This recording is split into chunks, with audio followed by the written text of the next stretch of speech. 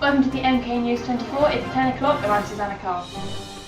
The Mexican Civil War is still rampaging through most of southern Mexico.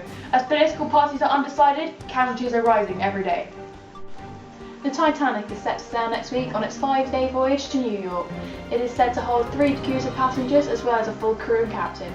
It's said to be unsinkable and set sail on April 5th. But first, our top story tonight. A girl, Eva Smith, has died on her way to St James's Infirmary after being found in her rented room in Bromley. She's died after swallowing strong disinfectant. Our correspondent Rosie Jones is at the scene. Tragic scenes late last night as Eva Smith was admitted to St James's Infirmary following the consumption of a strong disinfectant.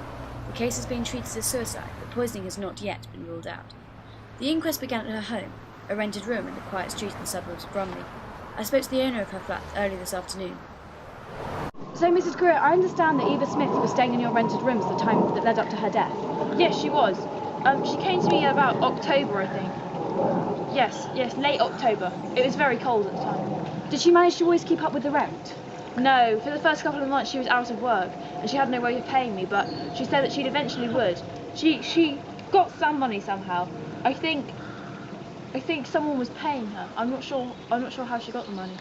I understand you were the first to find her journal. Yes, I was. It was very distressing. I think I read it, and towards the end she mentioned something about a child. Investigating her journal further, a picture has been drawn up of Eva Smith. She tells her story of being fired from 2 jobs, after which she changed her name to Daisy Renton. She tells of her frequent visits to the infamous Palace Bar and meeting a Mr. Gerald Croft. She had a relationship with the allegedly engaged man for a summer, in which he provided food for her and accommodation. Eva, now Daisy, and Mr. Croft stopped their meetings at the turn of the season, leaving her without a choice but to return to the Palace Bar. Mr. Croft did not want to appear to the press, but instead gave this statement. What we must all remember is that the girl, Eva, killed herself out of choice, so no one can be held entirely responsible for her death. I'll admit that I knew her for a short time last summer, but our encounter was brief. He also mentioned in this statement that he has done his utmost to provide her with a place to stay, food to eat, and that his influence on her life could have only been a good one. Once again at the Palace Bar, Miss Renton met another man. She writes for Mr. Eric Burling, son of Mr. Arthur Burling, the ex-Lord Mayor and Alderman. She obtained money from him, which some sources claim it to be stolen. Eric Burling, of course, denies this allegation.